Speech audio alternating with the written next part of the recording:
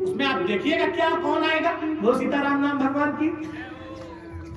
आज आप सुन के देखो, विमान आया, गोकर्ण जी आश्चर्य में, एक ही विमान आया। गोकर्ण जी ने कहा भाई मैंने वैष्णव श्रोता बनाया, अन्य भी लोग बैठकर कथा सुन रहे थे, परंतु ये विमान एक ही क्यों आया? इस बात से गोकर्ण जी को थोड़ा सा हृदय में ये हुआ कि अरे भाई ये कैसा अन्याय।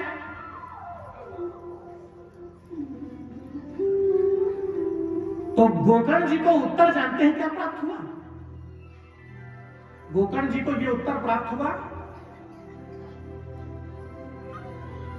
कि इस बांस में बैठकर ये जो धुंधकारी सुन रहा था, जितने ध्यान से इसने कथा सुनी और जितना ये चाहता था कि इसकी मुक्ति हो जाए, इतने ध्यान और लगन से किसी ने सुनी नहीं। तो जो जैसा सुनता है उसको वैसा ही फल मिलता है। इसलिए जो धुंधकारी ने जिस भाव से इस कथा को सुना है, उस भाव से अभी गोकर्ण जी आपके अन्य श्रोताओं ने नहीं सुना, इसलिए आपके अन्य श्रोता विमान में जाएंगे।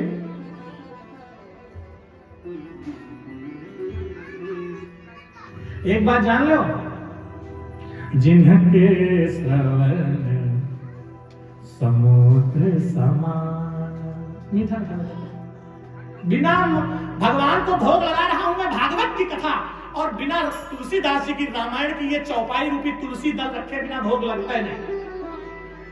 कोई ऐसी कथा ही नहीं पृथ्वी पर होती है जिसमें गोस्वामी तुलसीदास जी की लेखनी और प्रभु श्री राम जी के द्वारा तुलसी रूपी वृक्ष की ये तुलसी दल न चढ़ जाए। क्यों? कौन सी चौपाई में बोल रहा था जवान में? जिनके श्रवण समुद्र समान, जिनके श्रवण समुद्र समान, कथा तुम्हारी सुभग सरनाना, कथा तुम्हारी सुभग सरनाना, जिनके श्रवण समुद्र समान, जिनके श्रवण समुद्र समान। इतना ही नहीं, एक तुलसी दल और चढ़ाओ। यजमान जी एक तुलसी दल चढ़ाए और ये ही कथहि स्नेह समेता, ये कथहि स्नेह समेता, कही कही सुनी है समुझी सचेता। तो कहेंगे सुनेंगे सावधान होकर सचेत होकर, तो होगा क्या? वही है ही राम चरण अनुरागी, कोई है राम चरण अनुरागी, कलिमल रहित सुमंगल भागी, कलिमल रहित सुमंगल। तो गोकर्ण जी से कहा, विमान जो लेकर आए थे भगवान के पार्षद, उन्होंने कहा सब लोग इसमें नहीं जाएंगे, क्योंकि धुंधकारी ने जो सुना है उस जैसा किसी ने नहीं सुना। क्योंकि एक बात जान लो, जितना अच्छा भजन विपत्ति में होता है उतना अच्छा भजन कभी संपत्ति में नहीं होता। क्योंकि संपत्ति में यदि भजन हो जाए तो विपत्ति ही क्यों हो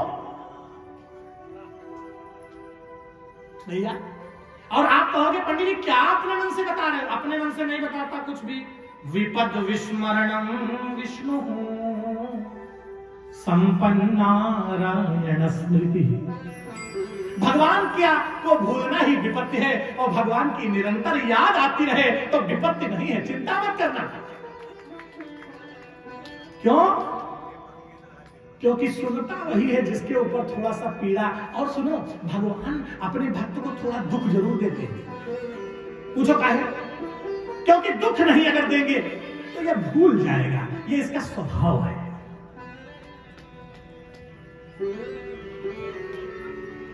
ये भूल जाता है, ये इसका स्वभाव है। क्योंकि गर्भ में कितनी दर्द हुई, गर्भ में कितना दुख सहा, परंतु भूल गया। बड़ा हुआ, घर गृहस्थी चलाने में मन से कितना परेशान हुआ, जो किसी को बता भी अपना दुख नहीं सका, अकेले झेला।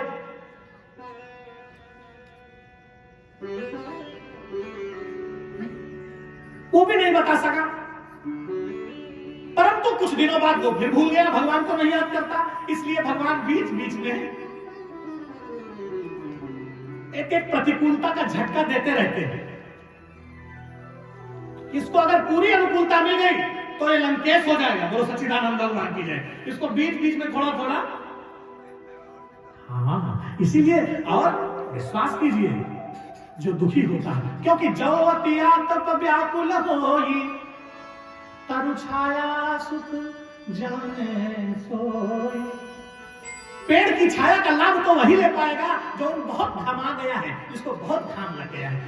गोकर्ण से कहा, इसलिए गोकर्ण जी को संतोष नहीं हुआ। गोकर्ण ने कहा भाई हमने कथा सुनाई है, धुंधकारी जी मुक्त हो गए, अच्छी बात है, भगवान के रूप में आ गए, परंतु चाहे मुझे फिर से कथा सुनानी पड़े, मैं अपने इन समस्त श्रोताओं को मुक्त कर देना। क्या बात। इसलिए माताओं, बहनों, मेरे भैया लोगों, बुजुर्ग, महानुभाव, नवयुवक साथियों, ये कथा आषाढ़ के महीने में सुनाई थी। किसने? नारद जी ने धुंधकारी को। किस महीने में? आषाढ़ के महीने में। और इस आषाढ़ के महीने में सुनाई थी, और भैया धुंधकारी तो मुक्त हो गए, जो श्रोता गांव के और थे वो मुक्त नहीं हुए, इसलिए श्रावण में फिर सुनाई। बोलो सच्चिदानंद भगवान की। श्रावण माह में ये सब कुछ लिखा है। अगर एक एक श्लोक सुनाऊंगा तो थोड़ा सा, क्योंकि कथा का क्रम है। तुलसीदास जी लिखते हैं कि व्यास समास स्वमति अनुरूपा। कितना बड़ा करना है, कितना छोटा करना है, ये अपनी मति के अनुसार। इसलिए मैं कह रहा हूं आपसे, सावन में अगली बार फिर कथा।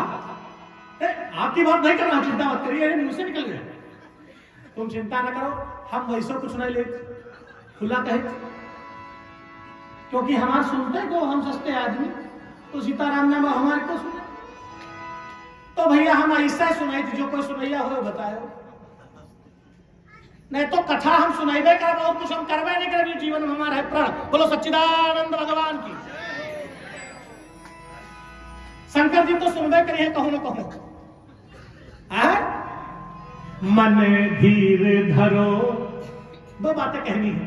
मन धीर धरो विश्वास करो रे, मन धीर धरो विश्वास करो, भगवान मिलेंगे कभी ना कभी, भगवान मिलेंगे कभी ना कभी रे, मन धीर धरो विश्वास करो रे, मन धीर धरो विश्वास करो रे, मन धीर धरो। और इतना ही नहीं भैया, गंगा में मिले, यमुना में मिले, गंगा में मिले, यमुना में मिले, किस घर में मिलेंगे कभी ना कभी रे, मन धीर धरो विश्वास करो रे, मन धीर धरो विश्वास। और भैया रिश्तों में मिले, नातों में मिले, रिश्तों में मिले, नातों में मिले। और इतना ही नहीं, अरे पत्नी में मिलेंगे कभी ना कभी रे, मन धीर धरो विश्वास करो। भाई में मिले, उनको जहां मिलना होता मिल लेते। अब तुम ये सोच रहे हो कि चतुर्भुज रूप बना के गदा लेके चक्र धारण करके हमारे पास आवे, हमसे कहें हम नारायण, हम हमारे आरती उतारो, ये तो बहुत नहीं भूल जाओ। भाई में मिले और बहन में मिले, भाई में मिले और बहन में मिले, और पतिदेव में मिलेंगे कभी ना कभी, मन धीर धरो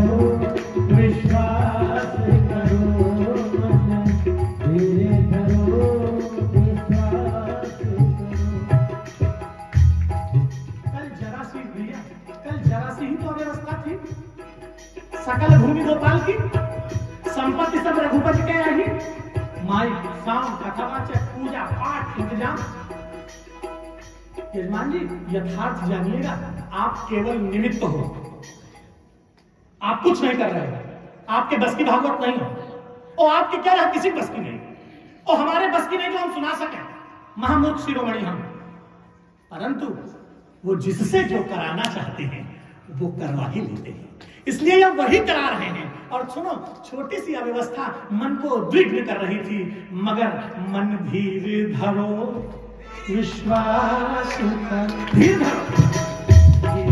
धरो विश्वास करो, भगवान मिलेंगे कभी ना कभी रे मैं, धीर धरो विश्वास करो।